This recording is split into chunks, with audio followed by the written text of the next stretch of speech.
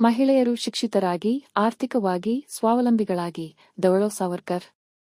ಜೋಯಿಡಾ ತಾಲೂಕಿನ ನಂದಿಗದ್ದೆ ಗ್ರಾಮ ಪಂಚಾಯತ ವ್ಯಾಪ್ತಿಯ ರಂಗಮಂದಿರದಲ್ಲಿ ತಾಲೂಕಾ ಪಂಚಾಯತ ಜೋಯಿಡಾ, ಉತ್ತರ ಕನ್ನಡ, ಗ್ರಾಮ ಪಂಚಾಯತ ನಂದಿಗದ್ದೆ ಇವುಗಳ ಸಹಯೋಗದಲ್ಲಿ ಹರಿಪ್ರಿಯಾ ಸಂಜೀವಿನಿ ಗ್ರಾಮ ಪಂಚಾಯತ ಒಕ್ಕೂಟ ಗ್ರಾಮ ಪಂಚಾಯತ ನಂದಿಗದ್ದೆ ಇವರ 10ನೇ ವಾರ್ಷಿಕ ಸಾಮಾನ್ಯ ಸಭೆ 2025 ಪಂಚಾಯತ ಮಟ್ಟದ ಸಾವಯವ ಉತ್ಪನ್ನ ಮೇಳ ಮತ್ತು ಉಚಿತ ಆರೋಗ್ಯ ಶಿಬಿರ ದಿನಾಂಕ 17 ಅಕ್ಟೋಬರ್ 2025 ರಂದು ನಡೆಯಿತು.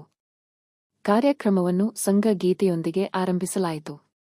ಕಾರ್ಯಕ್ರಮದ ಉದ್ಘಾಟನೆಯನ್ನು ಗ್ರಾಮ ಪಂಚಾಯತ ಉಪಾಧ್ಯಕ್ಷೆ ದಾಕ್ಷಾಯಣಿ ದಾನಶೂರ ಉದ್ಘಾಟಿಸಿ ಮಾತನಾಡಿ, ನಮ್ಮ ಪಂಚಾಯತ ವ್ಯಾಪ್ತಿಯಲ್ಲಿ ಸ್ವಸಹಾಯ ಸಂಘಗಳು ಉತ್ತಮವಾಗಿ ಕಾರ್ಯನಿರ್ವಹಿಸುತ್ತಿದೆ. ಮುಂದಿನ ದಿನಗಳಲ್ಲಿ ಇನ್ನೂ ಉತ್ತಮವಾಗಿ ಕಾರ್ಯನಿರ್ವಹಿಸಲಿ ಎಂದು ಶುಭ ಹಾರೈಸಿದರು.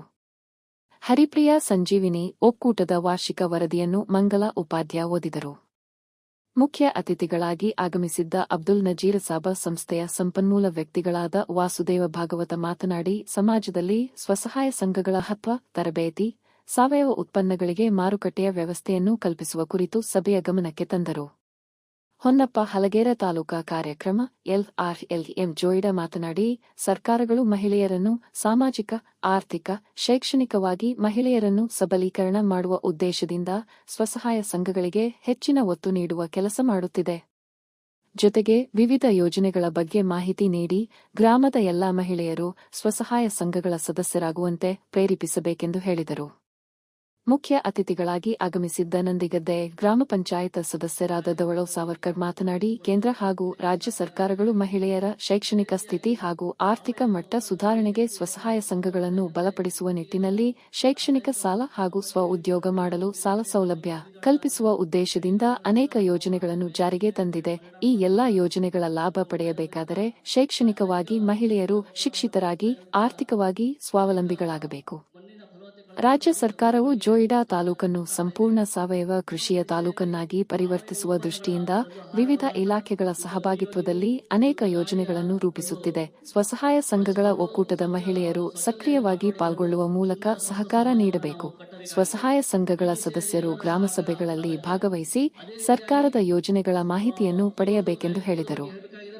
ಸಂತೋಷ್ ಪಾಟೀಲ ತಾಲೂಕಾ ವ್ಯವಸ್ಥಾಪಕರು ಮಾತನಾಡಿ, ಸ್ವಸಹಾಯ ಸಂಘದಲ್ಲಿನ ಸಿಬ್ಬಂದಿಗಳ, ಸಖಿಗಳ ಪಾತ್ರದ ಕುರಿತು, ಸ್ವಸಹಾಯ ಸಂಘಗಳ ವಾರ್ಷಿಕ ಸಭೆಯ ಉದ್ದೇಶ ಕುರಿತು, ಆಹಾರ ಉತ್ಪನ್ನದ ಗುಣಮಟ್ಟ, ಮಾರುಕಟ್ಟೆಯ ಇನ್ನಿತರ ವಿಷಯದ ಕುರಿತು ಮಾಹಿತಿ ನೀಡಿದರು. ವಲಯ ಮೇಲ್ವಿಚಾರಕರಾದ ಸುವರ್ಣ ಗಾವಡೆ, ಸದಸ್ಯರಾದ ಶೋಭಾ ಎಲ್ಲೇಕರ ಕಾರ್ಯಕ್ರಮದ ಕುರಿತು ಸಂದರ್ಭೋಚಿತವಾಗಿ ಮಾತನಾಡಿದರು.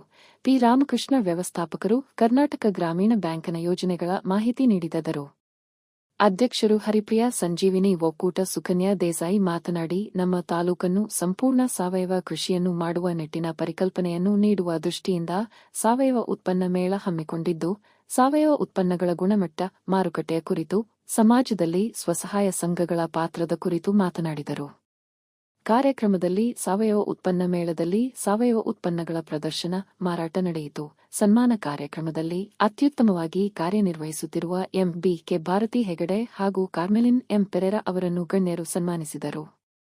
ಸನ್ಮಾನಿತರ ಪರವಾಗಿ ಮಾತನಾಡಿದ MBK ಭಾರತಿ ಹೆಗನ್ನ ಕಾರ್ಯವನ್ನು ಮೆಚ್ಚಿ ಸನ್ಮಾನಿಸಿದ್ದು ಸಂತಸ ತಂದಿದೆ.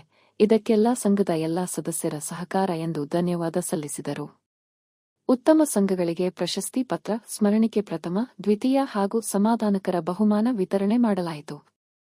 ಈ ಸಂದರ್ಭದಲ್ಲಿ ಆರೋಗ್ಯ ಇಲಾಖೆಯ ಕಿರಿಯ ಆರೋಗ್ಯ ಸಹಾಯಕಿ ವಿಜಯ ನಾಯ್ಕ ಉಚಿತ ಆರೋಗ್ಯ ಶಿಬಿರವನ್ನು ನಡೆಸಿಕೊಟ್ಟರು. ಕನ್ನಡ ಸಾಹಿತ್ಯ ಪರಿಷತ್ತಿನ ಜಿಲ್ಲಾ ಸದಸ್ಯೆ ಸೀತಾ ದಾನಗೇರಿ ಕಾರ್ಯಕ್ರಮದ ಸ್ವಾಗತ, ನಿರೂಪಣೆ, ವಂದನಾರ್ಪಣೆ ನಡೆಸಿಕೊಟ್ಟರು. ಅಧ್ಯಕ್ಷರು ಹಾಗೂ ಒಕ್ಕೂಟದ ಎಲ್ಲಾ ಪದಾಧಿಕಾರಿಗಳು ಮತ್ತು ಸಿಬ್ಬಂದಿ ವರ್ಗ, ಸಂಘಗಳ ಸದಸ್ಯರು, ಹರಿಪ್ರಿಯಾ ಸಂಜೀವಿನಿ ಗ್ರಾಮ ಪಂಚಾಯತ ಒಕ್ಕೂಟದವರು, ಗ್ರಾಮ ಪಂಚಾಯತ ಸಿಬ್ಬಂದಿ ವರ್ಗದವರು ಕಾರ್ಯಕ್ರಮದ ಯಶಸ್ಸಿಗೆ ಸಹಕರಿಸಿದರು. ಸಂಘಟಕರು ಮಧ್ಯಾಹ್ನ ಊಟದ ವ್ಯವಸ್ಥೆಯನ್ನು ಅಚ್ಚುಕಟ್ಟಾಗಿ ಮಾಡಿದ್ದರು.